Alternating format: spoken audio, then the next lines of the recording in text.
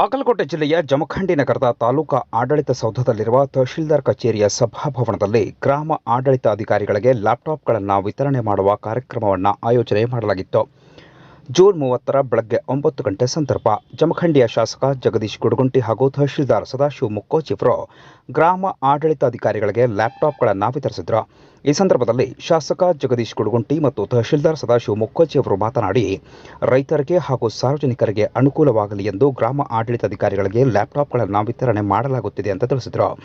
ಕಾರ್ಯಕ್ರಮದಲ್ಲಿ ಕಂದಾಯ ನಿರೀಕ್ಷಕರು ಹಾಗೂ ಗ್ರಾಮ ಆಡಳಿತ ಅಧಿಕಾರಿಗಳು ಉಪಸ್ಥಿತರಿದ್ದು ಕಾರ್ಯಕ್ರಮವನ್ನು ಯಶಸ್ವಿಗೊಳಿಸಿದರು.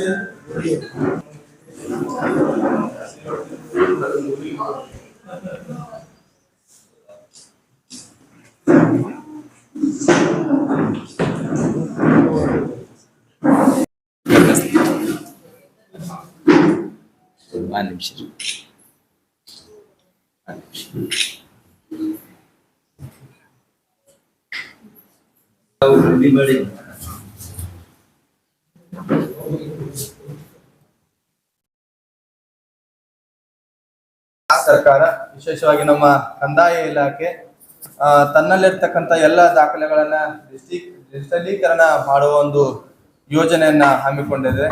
ಅದೇ ರೀತಿ ಸರ್ಕಾರದ ಎಲ್ಲ ಸೌಲಭ್ಯಗಳನ್ನ ಜನಸಾಮಾನ್ಯರಿಗೆ ತ್ವರಿತಗತಿಯಲ್ಲಿ ಮುಟ್ಟಿಸುವ ಒಂದು ನಿಟ್ಟಿನಲ್ಲಿ ಅತ್ಯಂತ ಡಿಜಿಟಲೀಕರಣಕ್ಕೆ ಒಂದು ಅನುಗುಣವಾಗುವಂತೆ ಎಲ್ಲ ಆ್ಯಪ್ಗಳನ್ನ ಅಭಿವೃದ್ಧಿಪಡಿಸಿದೆ.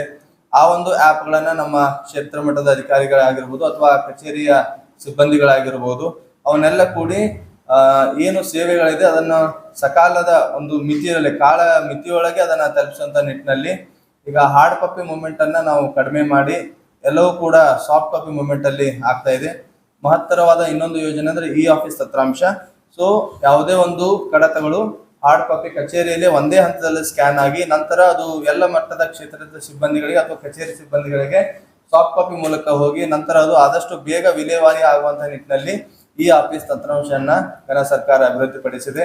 ಆ ಒಂದು ನಿಟ್ಟಿನಲ್ಲಿ ನಮ್ಮ ಕಂದಾಯ ಇಲಾಖೆ ಕೂಡ ಆ ಒಂದು ಈ ಆಫೀಸ್ ತಂತ್ರಾಂಶವನ್ನು ನಿಯೋಜನೆ ಮಾಡಿದ ಒಂದು ನಿಟ್ಟಿನಲ್ಲಿ ಈಗ ಸರ್ಕಾರ ಎಲ್ಲ ಗ್ರಾಮ ಮಟ್ಟದ ಅಧಿಕಾರಿಗಳು ಕೂಡ ಪ್ರತಿಯೊಬ್ಬರಿಗೂ ಒಂದು ಲ್ಯಾಪ್ಟಾಪ್ ಅನ್ನ ನೀಡುವ ಕಾರ್ಯಕ್ರಮ ಯೋಜನೆಯನ್ನ ಹಮ್ಮಿಕೊಂಡಿದೆ.